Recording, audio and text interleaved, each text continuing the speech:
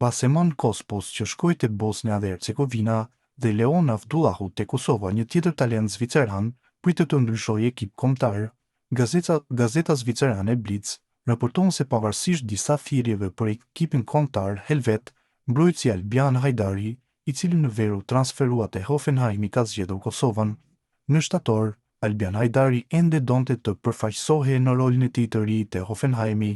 Pas 3 parashikjeve në Bundesliga, përfshirë një ndeshje 90 minuta në humbjen 4-1 ndaj Bayern Munich, 22 vjeçari dëshiron të luajë edhe në kualifikuesit e Kupës së Botës javën e ardhshme, këtë herë megjithatë jo për Zvicrën, por për Kosovën, raporton Blitz. Hajdari, i cili sipas Transfermarkt ka një vlerë tregu prej 12 milion frangësh zvicerane dhe ka përfaqësuar çdo ekip kombëtar zviceran që nga niveli U15 pritet të vesh fanellën e Dardanëve në ndeshjet e radhës kualifikuese për Kupën e Botës në tetor. Mbrojtësi mund të ketë shpresa të mëdha për një vend titullari për sfidën në shtëpi ndaj Slovenisë në Prishtinë dhe ndeshjen e kthimit kundër Suedisë, pasi kapiteni Amir Rahmani aktualisht është i lënduar. Krahasuar me Kospon dhe Avdullahu në rast i Hajdarit, është edhe më i hidhur për shoqatën zvicerane të futbollit.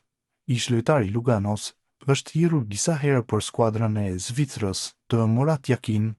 Herën e parë ishte për përgatitjet për kampionatin evropian në maj 2024, për të cilën Hajdari nuk ju lejua të bashkohej pas finales së Ligës së Kombeve kundër Serbisë dhe Spanjës, ku ai ndoqi të dyja ndeshjet nga stoli, dhe së fundmi në pranverë për miqësoren me Irlandën e Veriut dhe Luksemburgut. Hajdari debutoi për Zvicrën kundër Kosovës, por meqense ishte vetëm një miqësore, dera mbeti e hapur për kombëtaren e vendit të tij të origjinës. Sa kaq, Kosova i ka përdorur javët dhe muajt e kaluar intensivisht për të siguruar lojtarin dhe është shpërblyer përsëri me sukses. Në një intervistë në shtator me Blitz, presidenti i Federatës së Kosovës Agim Atemi tha: "Do të na bënte të lumtur edhe krenar nëse ai do të na zgjidhte ne.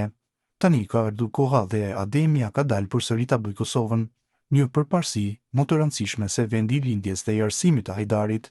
Te Kosova, lojtari i Hoffenheimit përballet me konkurrencë dukshëm më të vogël në mbrojtje qendrore se sa në Zvicër, ku Manuel Akanji dhe Niko Elveti, Auler Amenda dhe së fundmi Stefan Gertman u vlerësuan më shumë.